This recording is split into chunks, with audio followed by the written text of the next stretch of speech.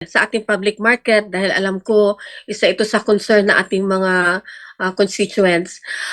Sa ngayon, since hindi red tag talaga siya, hindi siya pwedeng papasukan, doon natin nirelocate ang ating mga vendors sa labas lang ng ating peripheral area ng ating palengke.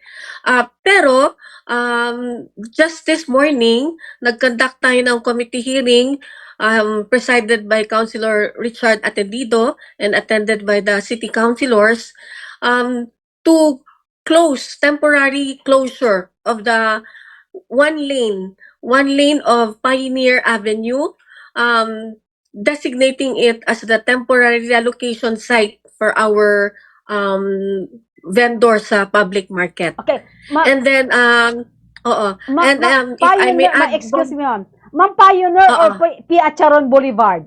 Ay, sorry. Thank you for the correction. P. Acharon Boulevard. Okay, go ahead. Klaruhon ako. P. Acharon Boulevard. So,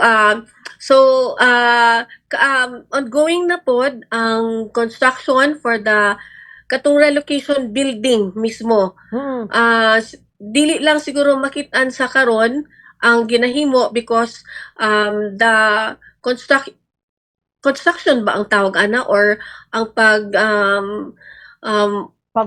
sa karon is off-site. Off-site ginahimo ang construction and then pag ready na to be installed dito mismo sa dalan nato sa Acharon Boulevard. So meaning ma'am nga murag mas the early sila na relocate ma'am Siande, di ba? Gani actually dati ano pud sa amo kay instead na makaplano mi og more murag napaspas no.